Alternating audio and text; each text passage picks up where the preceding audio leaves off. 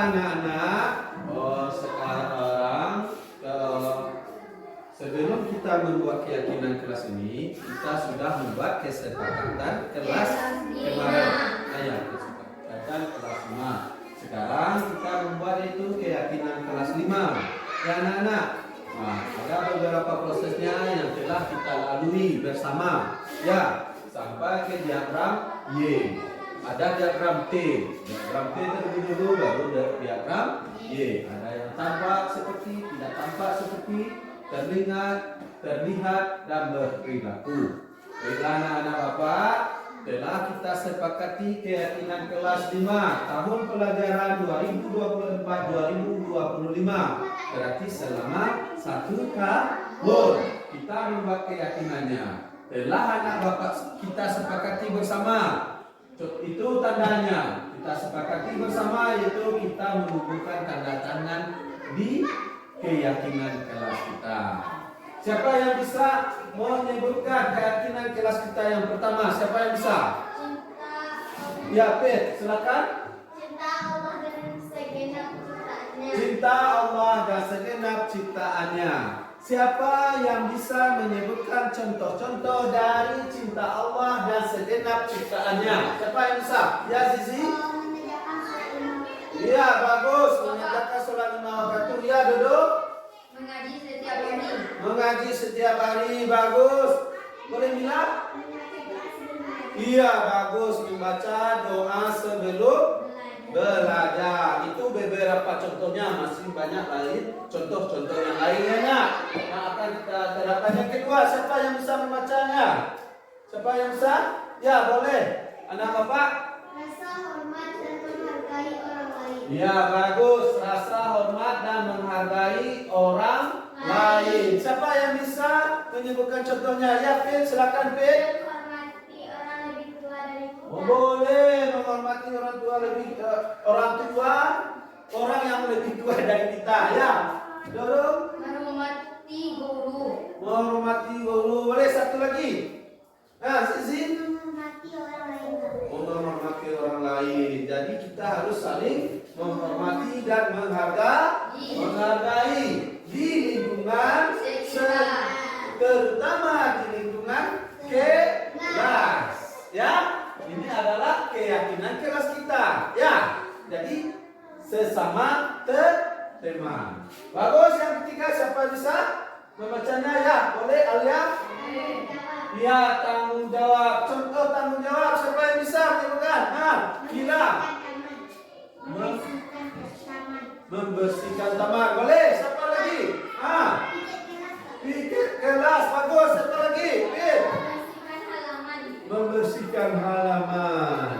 Jadi kalau di ruang kelas kita apa dulu yang bertanggung jawab? Memilih sampah. Apa lagi? Paket kelas. Apa lagi? Membersihkan papan tulis. Membersihkan papan tulis. Mengerjakan PR. Bagus. Atau tugas dengan baik ya. Sekarang yang keempat, siapa bisa bacakannya? Aldo. Peduli. Apa contoh peduli? Teman sakit. Menjenguk teman yang sakit. Bagus. Apa lagi? Zizi. Menolong orang yang sedang jatuh. Jadi sekitar kita dulu. Menolong adik-adik ketika kesusahan. Menolong adik-adik ketika kesusahan. Kalau kita dengan teman kita. Menolong teman. Menolong Meminjamkan teman pena atau pen. Boleh membantu teman dalam belajar? Tidak. Boleh. Tapi mencontek tidak boleh. Ya nak, itulah keyakinan kelas kita selama 1 tahun ini. Ya nak, mudah-mudahan bisa kita melaksanakannya dengan baik. Bapak berdoa pula anak-anak Bapak menjadi anak yang bertakwa, beriman, cinta kepada Allah, mempunyai sikap rasa hormat dan menghormati, bertanggung jawab dan peduli sesama. Ya nak, itulah kesepakatan atau keyakinan kelas kita. Ya nak, sampai di situ dulu untuk keyakinan kelas kita. Ya nak.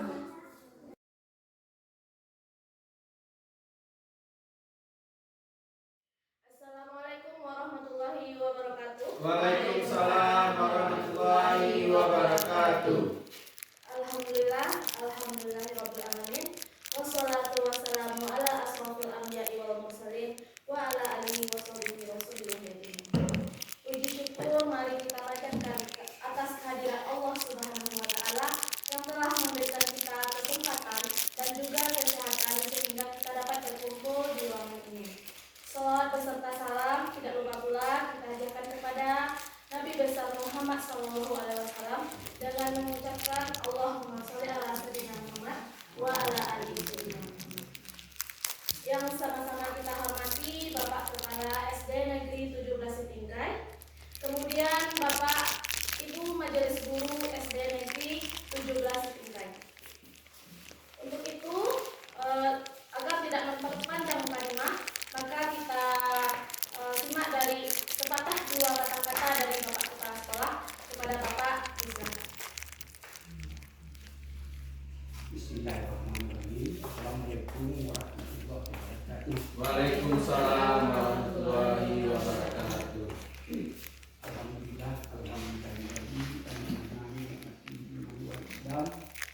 Barusan di ala Khairul Anam Sayyidina Muhammadin wa ala alihi wa sahbihi wa sallam.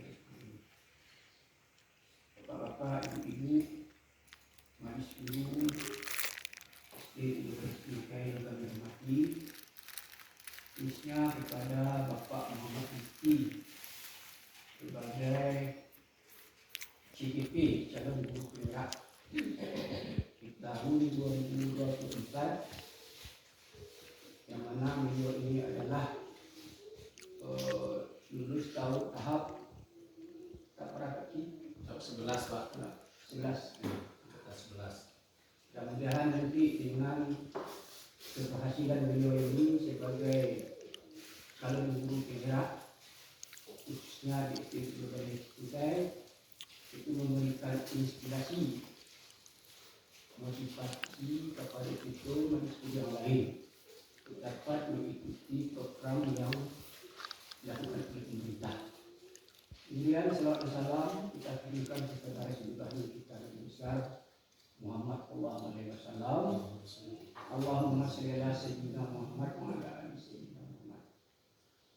Apa-apa ibu-ibu yang kami hormati, dalam hal ini, dalam program kegiatan penggerak ini tidak banyak yang dapat kami sampaikan. Cuma ada beberapa hal yang ingin sekali kami sampaikan kepada bapak dan ibu. Yang pertama, supaya nanti kita dapat mengikuti kegiatan yang dilaksanakan oleh pemerintah, yaitu calon guru penggerak ini. Mudah-mudahan di tahap berikutnya, tahap selanjutnya, kita ini majelis guru yang ada di majelis Kutai itu dapat mengikuti Bapak Rizki, sehingga nanti menjadi pelopor bukan saja di SD Majelis Kutai, namun juga untuk kecamatan Pelopor. Karena calon guru penggerak ini Bapak dan Ibu tak lain yang bukan tujuannya adalah untuk meningkatkan mutu dan hasil daripada kurikulum merdeka yang sedang dimulai pemerintah pada saat sekarang ini. Karena perbedaannya antara kurikulum merdeka dengan kurikulum sebelumnya, kurikulum merdeka ini adalah Bapak dan Ibu itu menuntut prosesnya, bukan hasil.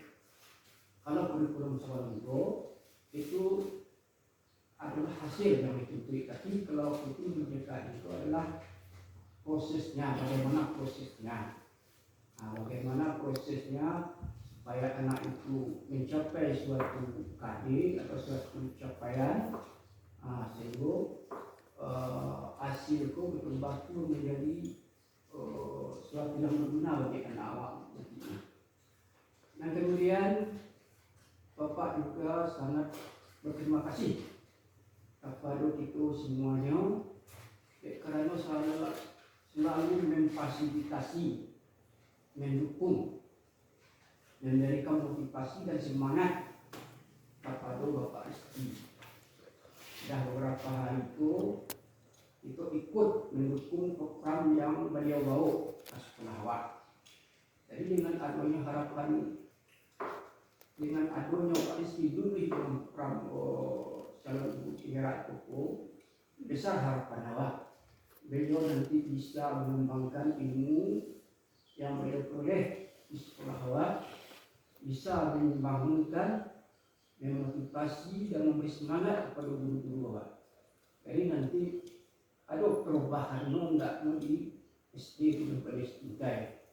Jadi kami sangat berharap nanti Pak Rizky bisa nanti mengajak, membawa teman-teman kita yang ada untuk lebih menghidupkan inovasi-inovasi atau pembaharuan-pembaharuan tentang pendidikan khususnya kurikulum Merdeka itu. Jadi kita betul-betul paham apa yang dikatakan kurikulum Merdeka, apa tujuan dari kurikulum Merdeka itu sebenarnya. Nah, serupa kegiatan kurikulum itu ada materi yang kami sampaikan itu nanti, yaitu pengimbasan budaya positif. Nah, nanti kita bisa menyimak. Nah, kalau memang mengkasihnya pengimbasan budaya positif itu, nah, nama contoh budaya positif itu. Nah, mari kita ikuti dan kita berikan perhatian kepada kegiatan itu. Mudah-mudahan nanti kegiatan itu berlangsung dengan baik, itu paham, dan juga Pak Rizky nanti bisa kerjasama atau kita bisa bersama dengan Pak Rizky. Nah, barangkali mungkin itu sebagai kata pembuka dari Bapak. Mudah-mudahan nanti kegiatan kita ini lancar dan memberikan hasil yang positif. Bapak sudahi. Wassalamualaikum warahmatullahi wabarakatuh. Waalaikumsalam warahmatullahi wabarakatuh. Terima kasih kami ucapkan kepada Bapak Kepala SD Negeri 17 Binjai yang telah memberikan arahan mengenai kegiatan ini. Selanjutnya, mari kita sama-sama dengarkan mengenai penyampaian materi budaya positif oleh Bapak Muhammad Rizky SPD sebagai CGP Angkatan 11 Kabupaten Agam. Kepada Bapak disilakan. Terima kasih kepada Ibu Moderator telah memberi kesempatan kepada saya yaitu menyampaikan pengimbasan modul 1.4 tentang budaya positif. Baiklah Bapak Ibu, untuk kata salam saya ucapkan kepada Ibu dan Bapak yang telah menyampaikannya tadi. Kita lanjutkan di sini Bapak Ibu, yaitu pengimbasan modul 1.4 budaya positif. Di sini Bapak Ibu, apakah makna budaya positif? Apa contoh penerapan positif yang telah kita terapkan? Ya dulu, budaya positif di sekolah itu nilai-nilai dan kebiasaan-kebiasaan di sekolah yang berpihak pada peserta didik agar mereka dapat berkembang menjadi pribadi yang kritis, penuh hormat dan bertanggung jawab. Selanjutnya Bapak Ibu, perubahan paradigma. Bu Rizka bisa tolong di slide-nya Bu Rizka. Ya, masuk kita filosofi pendidikan Ki Hajar Dewantara. Yang pertama, bukan tabula rasa. Yang kedua, semua anak terlahir dengan bakatnya masing-masing atau unik. Jadi anak ini yaitu sejak lahir mempunyai bakat masing-masing, unik, tidak sama. Yang ketiganya, budi pekerti. Yang keempatnya, tugas guru menuntun bakat tersebut agar anak tumbuh dengan selamat dan bahagia. Berikutnya, guru ibarat petani, anak ibarat biji jagung. Di sini menurut ibarat petani ini, bagaimana kita memelihara tanaman. Padi tidak bisa bertukar menjadi jagung, begitu pula jagung tidak bertukar menjadi padi. Jadi cara memeliharanya dengan bibit yang unggul belum tentu akan dapat hasil yang unggul. Kenapa? Tentang pemeliharaannya. Dengan bibit yang buruk, kalau dengan pemeliharaan yang bagus mendapatkan hasil yang unggul.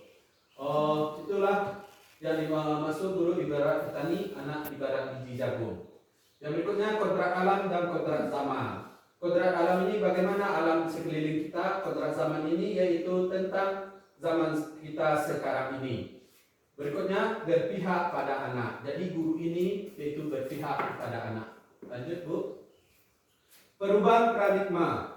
Untuk membangun budaya yang positif, sekolah perlu menyediakan lingkungan yang positif, aman dan nyaman agar murid-murid mampu berpikir, bertindak dan mencipta dengan merdeka, mandiri dan bertanggung jawab. Lazimnya disiplin dikaitkan dengan kontrol. Dalam hal ini kontrol guru dalam menghadapi murid. Itu perubahan paradigmanya. Lanjut Bu. Perubahan paradigma teori kontrol atau ilusi kontrol. Berikut ini paparan dari Dr. William Glasser dalam kontrol teori untuk meluruskan miskonsepsi tentang kontrol. Ilusi guru mengontrol murid. Yang keduanya ilusi bahwa kritik dan membuat orang merasa bersalah dapat membuahkan karakter. Yang ketiganya ilusi bahwa semua penguatan positif, efektif dan bermanfaat. Yang keempatnya ilusi bahwa orang dewasa memiliki hak untuk memaksa. Perubahan paradigma atau stimulus respon. Ini adalah teori kontrol. Yang pertama, yang kelompok stimulus respon, yaitu kita mencoba mengubah orang agar berpandangan sama dengan kita. Teori kontrolnya, kita berusaha memahami pandangan orang lain tentang dunia. Berikutnya, perilaku buruk dilihat sebagai suatu kesalahan.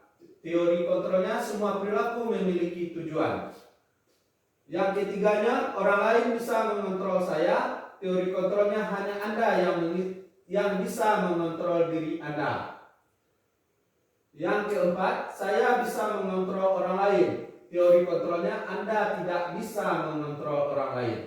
Yang kelima, pemaksaan ada pada saat rujukan gagal. Teori kontrolnya kolaborasi dan kesepakatan menciptakan pilihan-pilihan baru.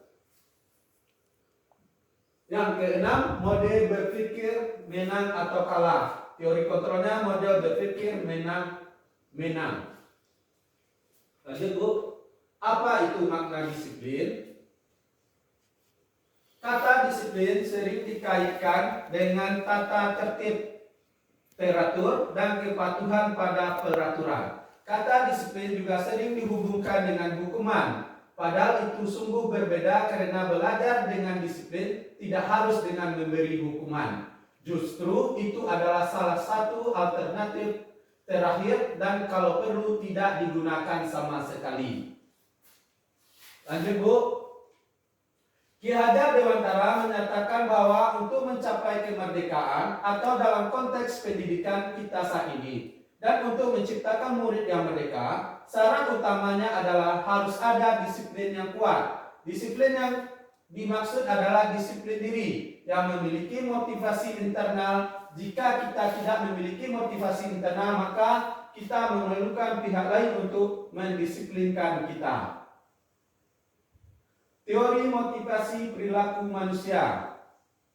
Yang pertama, untuk menghindari ketidaknyamanan atau hukuman. Apa yang akan terjadi apabila saya tidak melakukannya? Yang keduanya, itu adalah motivasi eksternal. Untuk menghindari ketidaknyamanan atau hukuman. Ada motivasi eksternal. Yang keduanya untuk mendapatkan imbalan dari orang lain atau institusi. Apa yang akan saya dapatkan apabila saya melakukannya? Yang berikutnya, motivasi internal, tujuan disiplin positif. Untuk menghargai diri sendiri, menjadi insan sesuai harapan kita. Pertanyaannya, saya akan menjadi orang yang seperti apa bila saya melakukannya? Itu adalah teori motivasi perilaku manusia. Ada motivasi eksternalnya, ada motivasi eksternalnya, ada motivasi internal, tujuan disiplin positif. Lanjut Bu. Di sini ada budaya positif yang mengurung peraturan kelas, keyakinan kelas. lingkungan positif. Ini balik lagi Bu. Jadi budaya positif yang akan kita terapkan di kelas kita atau di sekolah kita harus ada bermula dari peraturan kelas, keyakinan kelas, dan lingkungan yang positif, baru dapat budaya yang positif. Keyakinan kelas, hukuman, dan penghargaan.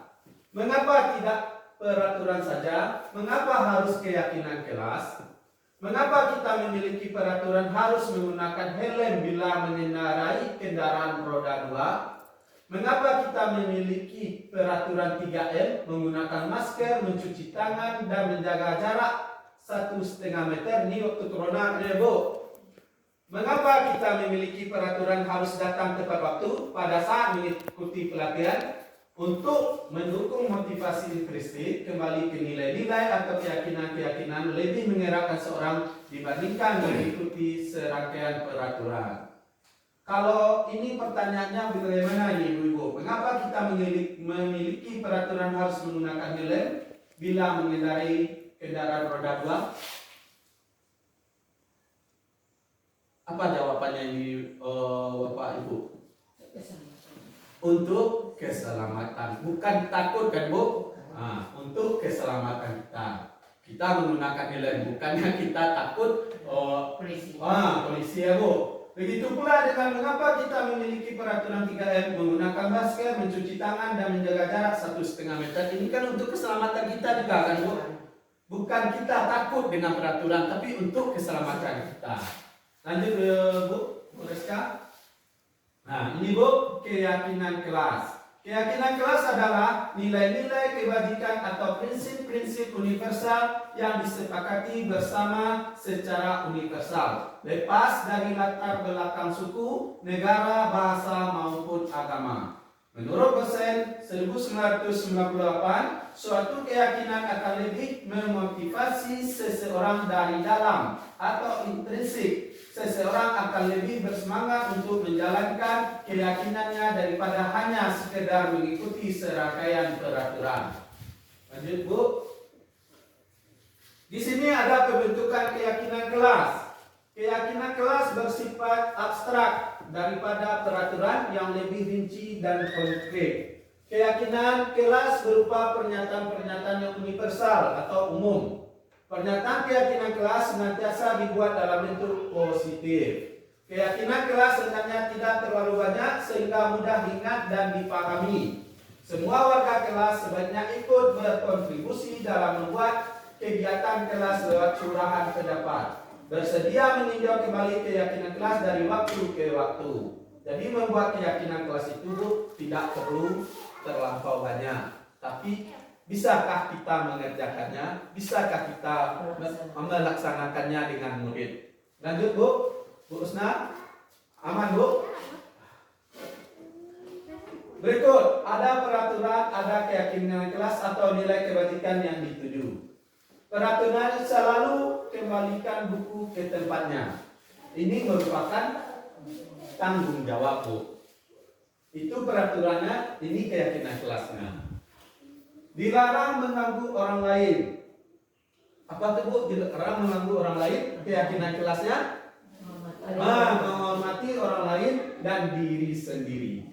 Peraturannya hadir di sekolah 15 menit sebelum pembelajaran dimulai. Masuk kemana keyakinan kelasnya Bu? Menghormati orang lain, komitmen pada tujuan atau berkomitmen dengan diri kita atau diri sendiri. Peraturannya dilarang melakukan kekerasan, keyakinan kelasnya atau nilai kebajikan yang dituju, keselamatan, menghormati orang lain. Dilarang menggunakan narkoba. Itu keyakinan kelasnya adalah kesehatan. Ya Bu Rosa? Kesehatannya Bu. Bergantian atau menunggu giliran. Itu keyakinan kelasnya menghormati orang lain atau kesabaran. Gunakan masker, kesehatan, keselamatan. Jangan berlari di kelas atau koridor, merupakan keselamatan dan keamanan. Yang di sebelah kiri ibu-ibu itu peraturannya. Yang sebelah karenanya adalah keyakinan kelas atau nilai kebajikan yang kita tuju untuk murid kita. Lanjut Bu. Ini merupakan contoh penerapan membuat keyakinan kelas. Guru membimbing siswa membuat keyakinan kelas. Setelah anak-anak kita membuat peraturan, nanti siswa menulis dan menempelkan hal yang diharapkan. Lanjut Bu. Dihukum oleh penghargaan, yaitu pengaruh jangka pendek dan jangka panjang. Penghargaan menghukum, penghargaan mengurangi ketepatan, penghargaan tidak efektif, penghargaan merusak hubungan. Di sini maksudnya Bu, dihukum oleh penghargaan. Penghargaan ini sebenarnya tidak dibolehkan Bu untuk anak-anak. Misalnya, ada anak kita di kelas kita,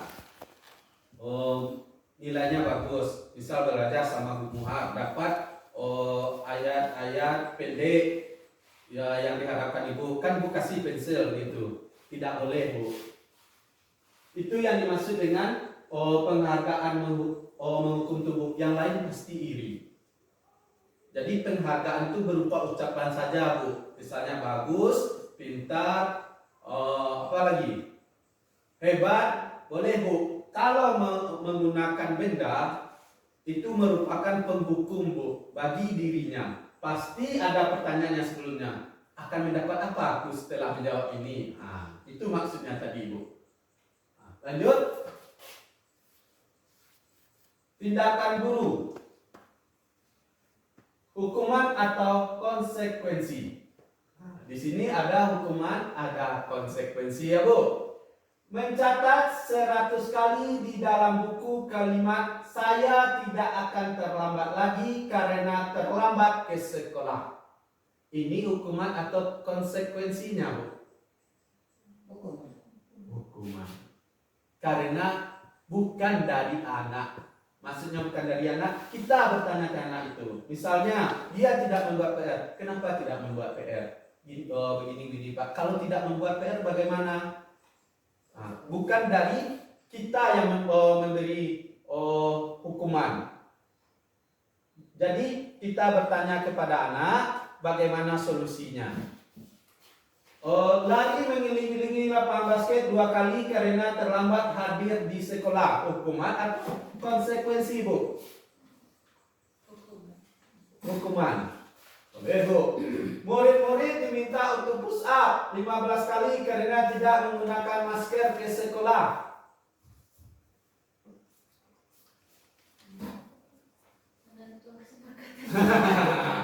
Boleh kita ya Bu? Boleh.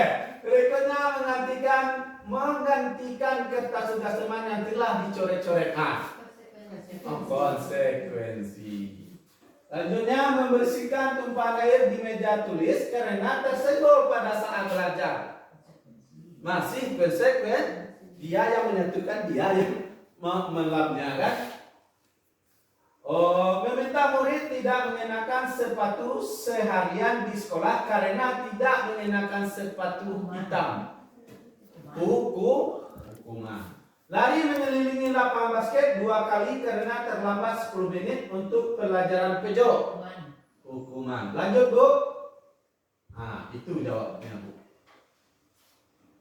Mencatat 100 kali di dalam buku kalimat saya tidak akan terlambat lagi karena terlambat ke sekolah. Hukuman.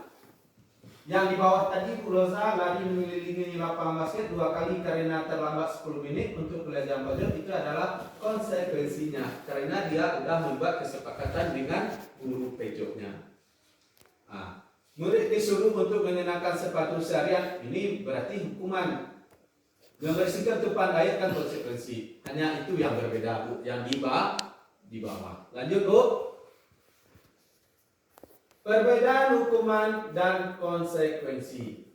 Yang pertama yaitu hukuman. Hukuman sesuatu yang menyakitkan harus terjadi.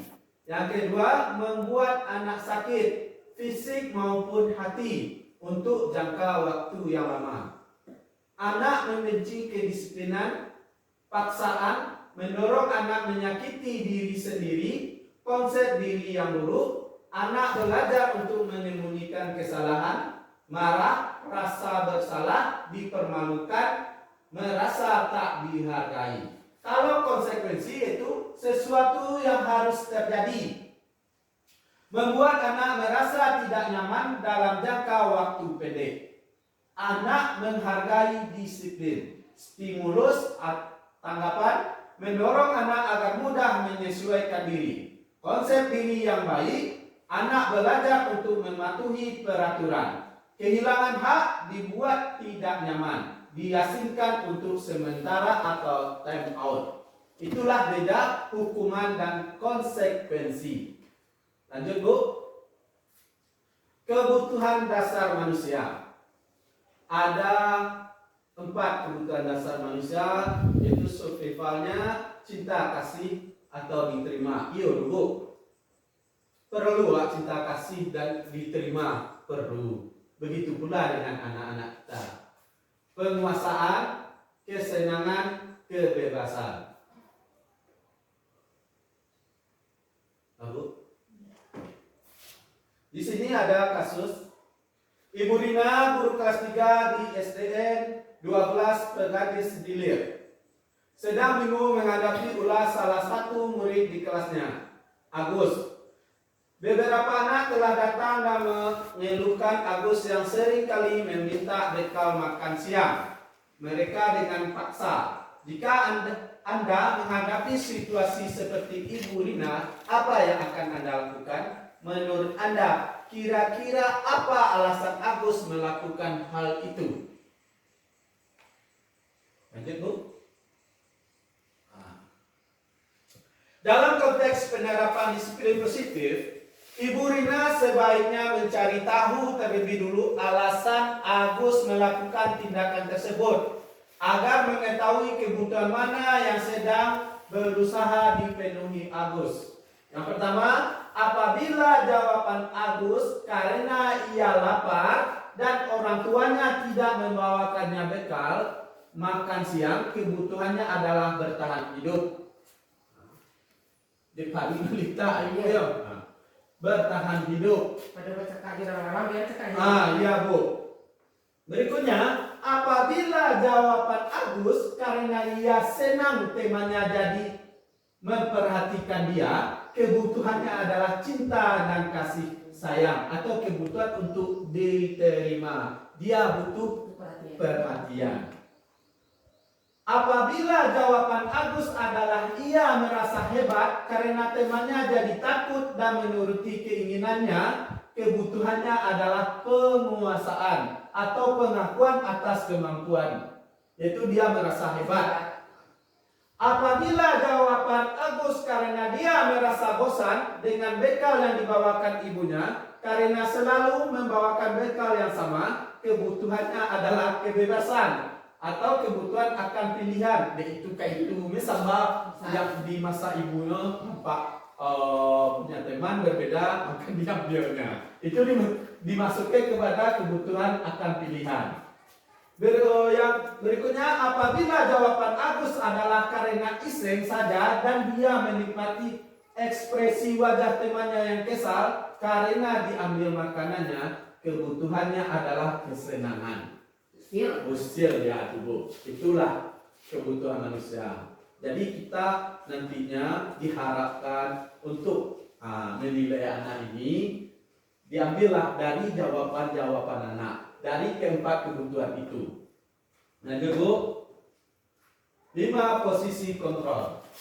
5 posisi kontrol di sini ada penghukum, ada pembuat merasa bersalah, ada sebagai teman, ada pemantau, ada manajer. Ibu, di sini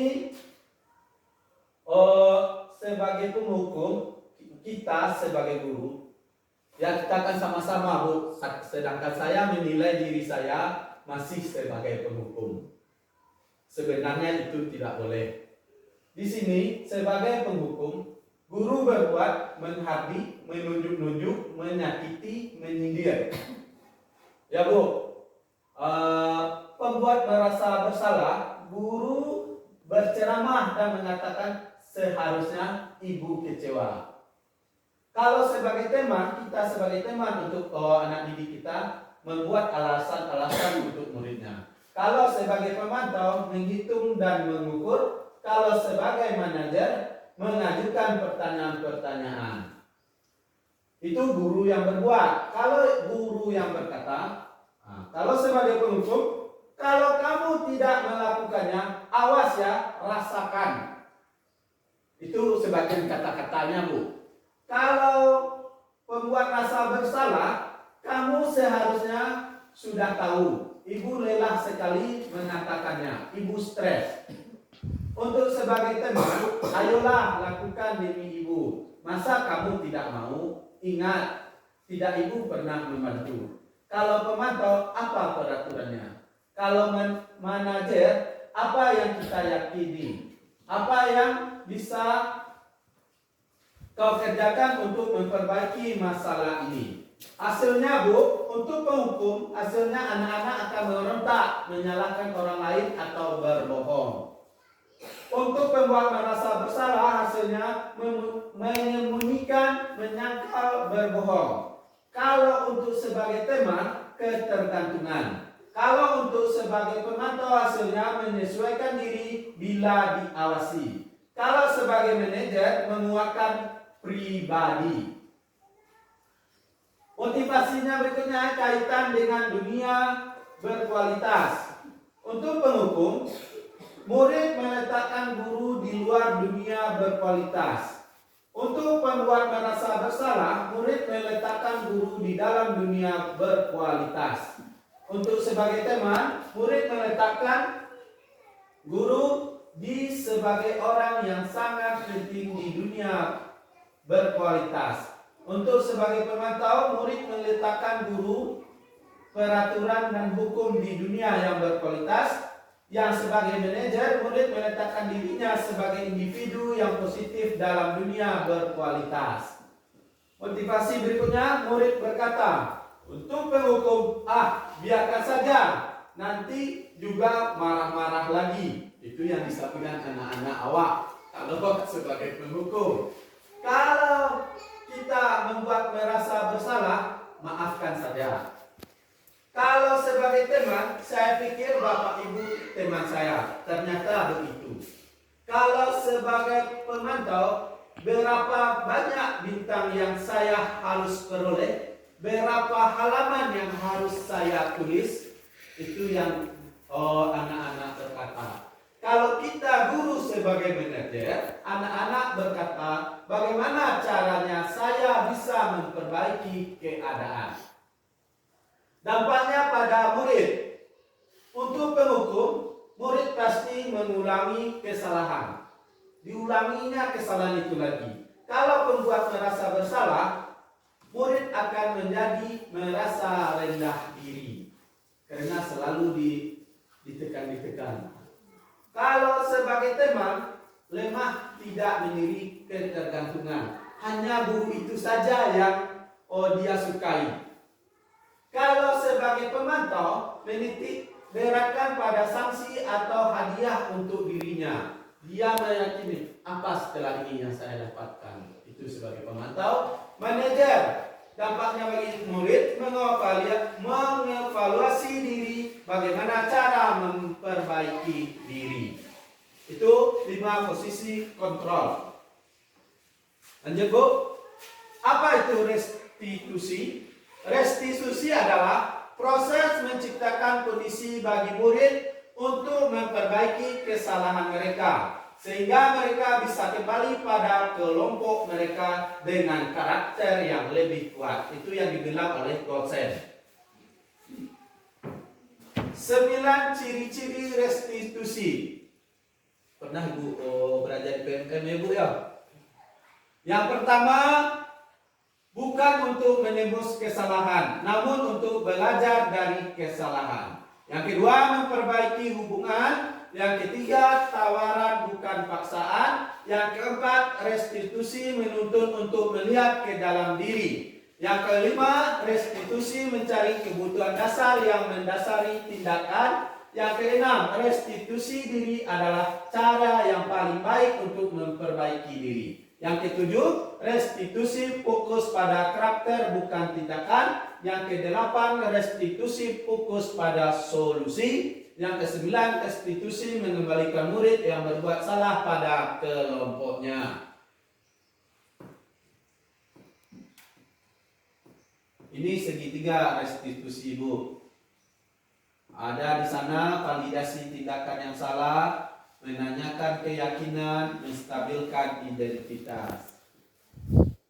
Di sini kamu tentu punya alasan mengapa melakukannya itu. Adakah cara yang lebih efektif untuk mendapatkan apa yang kamu butuhkan? Nilai-nilai apa yang telah kita sepakati? Kamu ingin menjadi orang yang seperti apa? Setiap orang pasti pernah melakukan kesalahan. Kamu bukan satu-satunya yang pernah melakukan ini. Itu adalah kata-kata untuk memvalidasi. Apa tadi, Bu? Kata-kata apa, Bu? Menstimulasi murid. Ya, Bu? Lanjut, Bu. Ini adalah dokumentasi saya menerapkan segitiga restitusi, yaitu menangani siswa bermasalah dengan penerapan segitiga restitusi. Lanjut, Bu. Terima kasih. Mungkin videonya di sini. Saya cari videonya dulu ya, Bu. Terima kasih, Bu. Boleh duduk lagi, Bu. Baik Pak Rizky, sebelum Pak Rizky buka videonya, Iya, Bu. Baik, Pak. ada yang kami sampaikan kepada Pak Rizky.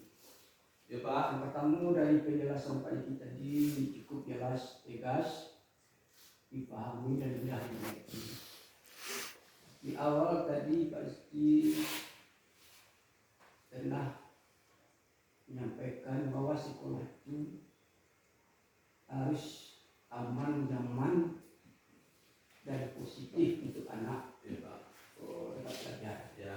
Apakah Pak Rizky sesuai dengan pernyataan saya demikian? Sesuai.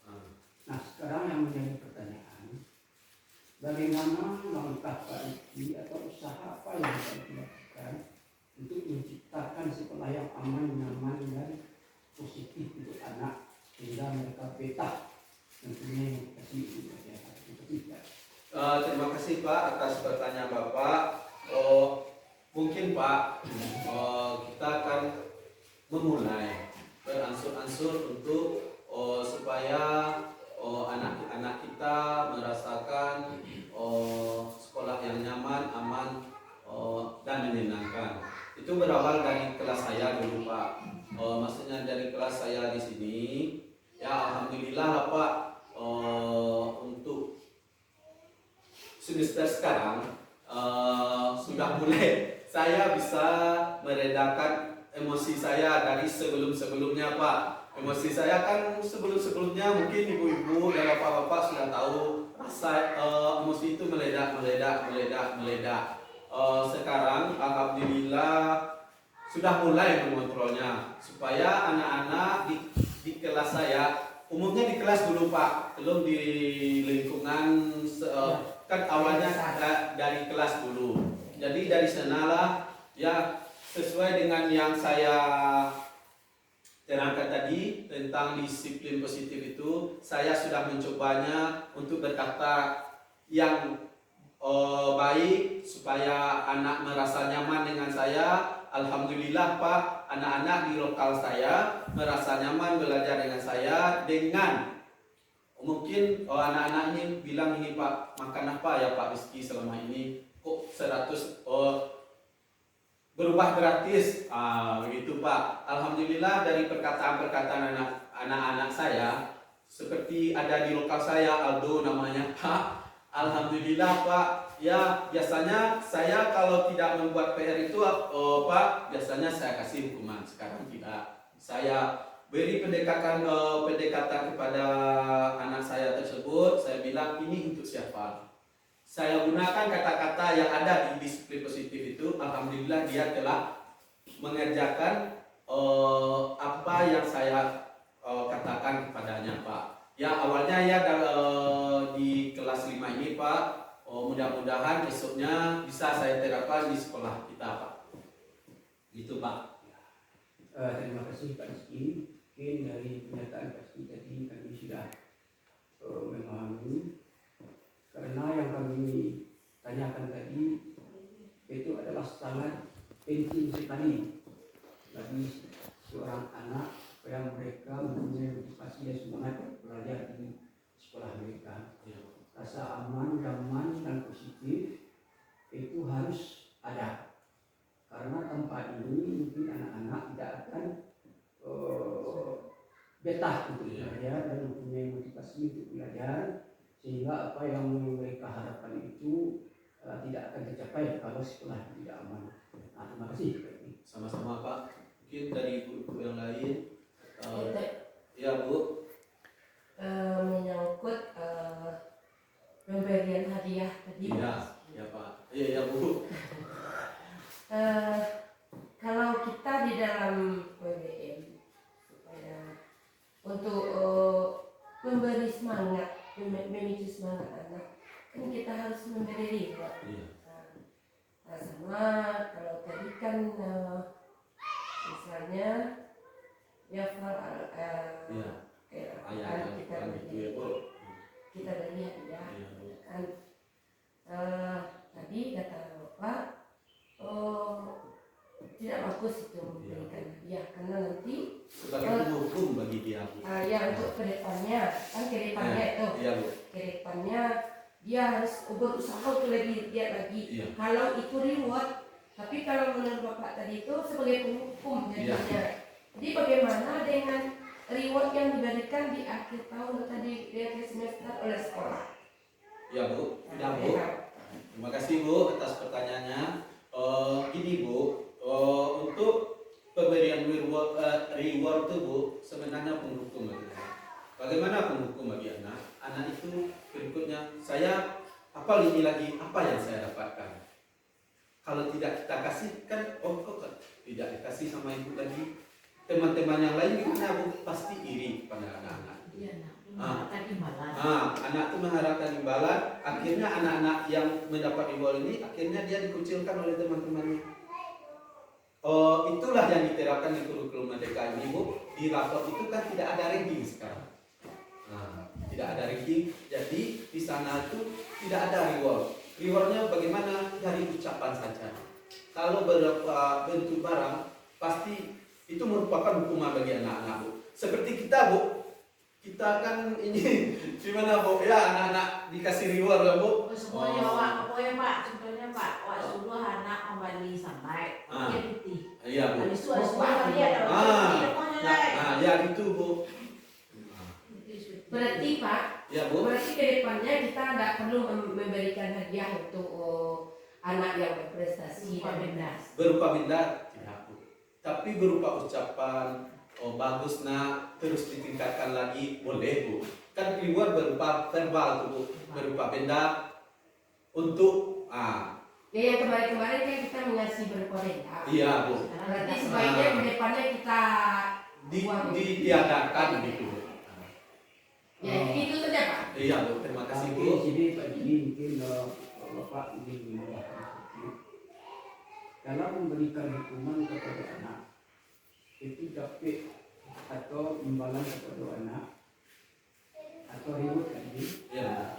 itu dapat kita lakukan melalui cara pertama secara verbal, kemudian secara melalui benda. Iya, Verbal tentunya itu memberikan semangat iya, Pak. dengan kata-kata, Iya, dengan pujian, Iya, bagus, oke, sedikit lagi, Nah. hampir, Iya. ayo. Nah, itu.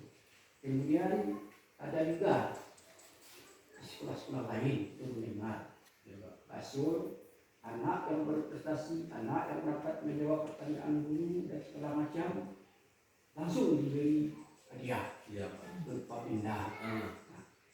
Kalau kami menilai di sini, memang pemberian hadiah kalau melalui benda ini yang tepat. Karena apa? Karena besoknya setelah anak sekarang ini berhasil menjawab dengan hadiah ini dari ibunya, besok dia pasti menagih dan biru adalah yang lebih besar lagi dari perang dunia. Iya. Nah, jangan-jangan nanti gurunya menjadi miskin nanti. Nah, setiap hari kasih dia kalau ada anak 10 orang, 20 orang itu kasih dia ini segala macam. Besok kalau nggak dikasih ini lagi mereka nggak semangat. Kecewa deh ya. Jadi itu mungkin barangkali dalam kita itu diberikan imbalan tadi bukan berupa benda, berupa kata-kata, tetapi pujian.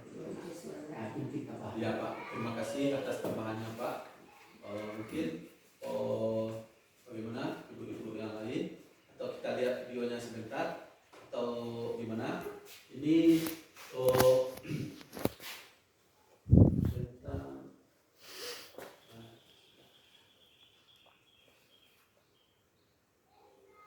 Ini Pak, budaya positif.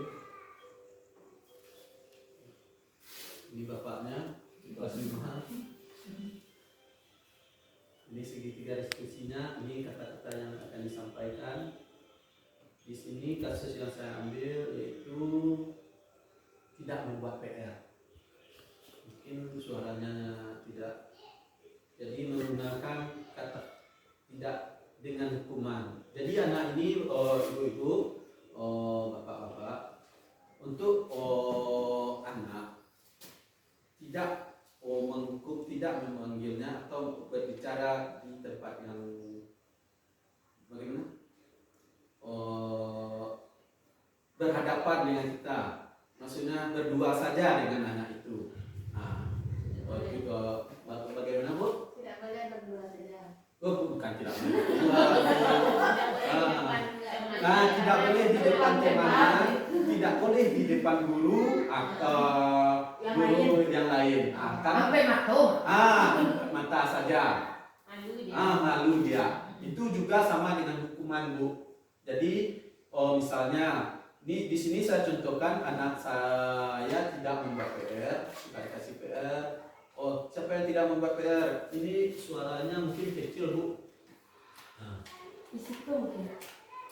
Tidak bisa diperbesar Bu. Di sini saya mau menanyakan kenapa tidak membuat PR. Saya lupa Pak. Jadi nanti temui Bapak setelah jam pelajaran. Jadi kita berdua yang berbicara dengan anak dan menyampaikan, tidak diberang-berangi Ibu, menyampaikan dengan kata-kata yang ada di segitiga diskusi. Diberi solusinya. Kita menanyakan saja Bu, mengapa melakukan itu? Menurut kamu bagaimana sikapmu itu? Itu Bu, kasusnya ada 2 di sini karena suaranya kurang jelas. Itu yang pertama tidak membuat PR dan mengembalikan pensil dengan cara dilempar. Kita aja ya Bu.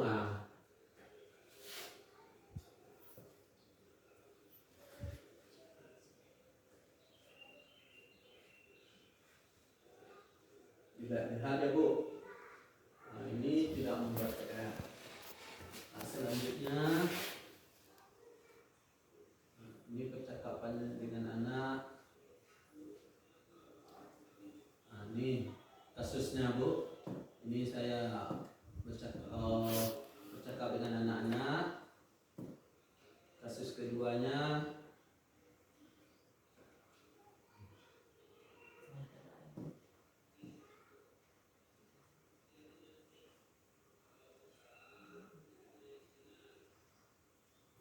ini dia meminjam pensil hilang setelah dia mengerjakan tugasnya, dengan sengaja dia melemparkan pensilnya.